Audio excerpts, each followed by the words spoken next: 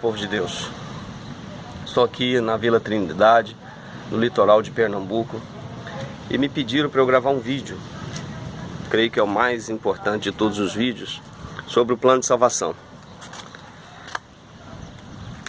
Interessante, porque muitas pessoas estão dentro da igreja, como eu já presenciei um rapaz que eu encontrei na igreja e perguntei para ele: por que você está aqui na igreja? Porque eu achei o louvor interessante, gostei e fiquei vindo.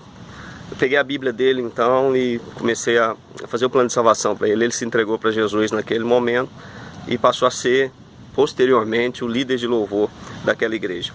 Graças a Deus. Assim eu fiz muitas das vezes com muitas pessoas que estão indo na igreja, estão gostando até, às vezes são até consagrados, mas não se entregaram para Jesus Cristo, não fizeram uma aliança com Jesus.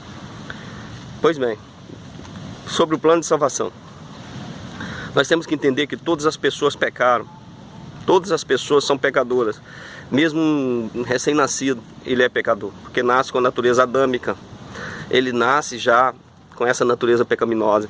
Em Romanos capítulo 3, verso 23, a palavra de Deus fala: pois todos pecaram e carecem da glória de Deus. Todos nós somos pecadores.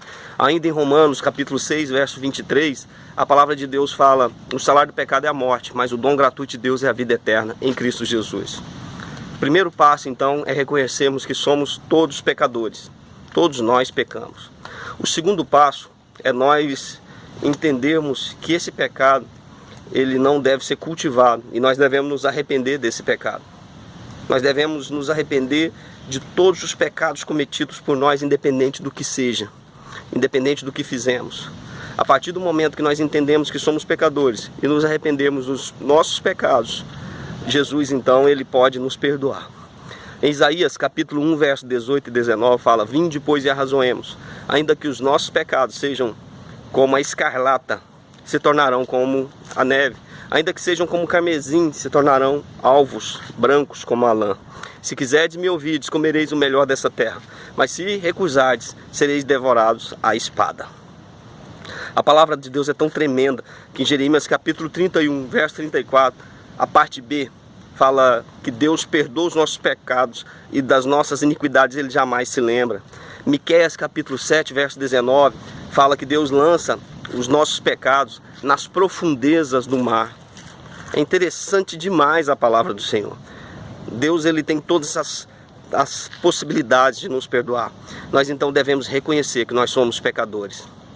Terceiro passo é cremos que só Jesus Cristo, então somente Jesus Cristo pode nos dar a salvação, porque foi só Ele que morreu por nós. A palavra de Deus fala em 1 Timóteo capítulo 2, verso 5, que há um só mediador entre Deus e os homens, Cristo Jesus, homem. Um só mediador, não existem outros mediadores. Não existe mediadora, não existe ninguém na terra ou no céu que possa ser mediador entre Deus e os homens. Então somente Jesus, só Ele pode nos dar a salvação.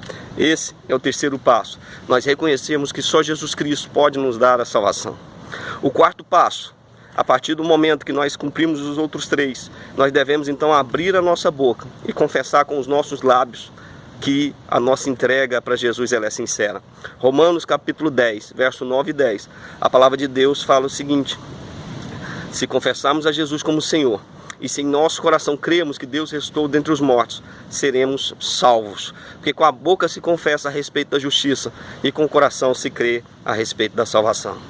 Nós então temos que abrir os nossos lábios e fazer uma confissão sincera, entregar a nossa vida para Jesus Cristo. A partir daí, o quinto passo é nós recebermos a oração de uma pessoa serva do Senhor para nos entregar e concretizar a nossa confissão, concretizar a nossa decisão através do batismo nas águas. Marcos capítulo 16, verso 15 fala: no nome do Senhor Jesus, ide por todo o mundo, pregai o evangelho a toda criatura. Quem crê e for batizado será salvo. Quem, porém, não crê será condenado. O batismo, então, ele vem complementar a nossa decisão. É a confirmação pública da nossa decisão de entrega para Jesus Cristo. A partir desse momento, nós então seremos salvos. E alguns perguntam então: pastor, e se não tiver a possibilidade de eu me batizar, se eu estiver num leito de hospital, mas eu entregar a minha vida para Jesus, eu serei salvo? sim, você será salvo. O amparo bíblico está no ladrão na cruz, que ele não desceu e foi se batizar. Ele não teve tempo para isso, mas ele fez uma entrega sincera, genuína. Ele entregou a sua vida para Jesus Cristo e recebeu a sua salvação. Então nós temos que crer nessa palavra, crer nos passos da salvação, porque há muitos que estão dentro da igreja, há muitos que estão até com cargos dentro da igreja, mas nunca se entregaram para Jesus. Eu conheço um pastor, amigo meu, que com 30 anos de evangelho, filho de pastor, 30 anos pregando a palavra, 30 anos dentro da igreja, ele descobriu que ele não tinha uma aliança com Jesus. Ele então fez uma aliança com Jesus Cristo, depois de 30 anos de ministério. E ele se entrega para Jesus pela primeira vez. É muito sério, porque muitas pessoas estão crendo que pelo fato de estarem na igreja, pelo fato de andarem com Bíblia debaixo do braço, ouvirem música evangélica, andarem e se portarem igual a servos do Senhor, estão salvos. É mentira. Você tem que ter aliança, o selo no seu coração, o selo do Espírito Santo de Deus, para que a partir daí você possa receber a sua salvação.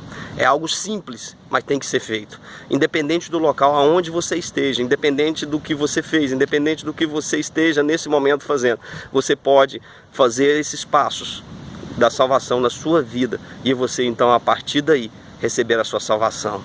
E crer que Deus pode, através do seu infinito poder, nos dar essa salvação. Em nome de Jesus, que Deus te abençoe e você possa sinceramente se entregar para Ele neste momento através desse vídeo. Deus abençoe em nome de Jesus.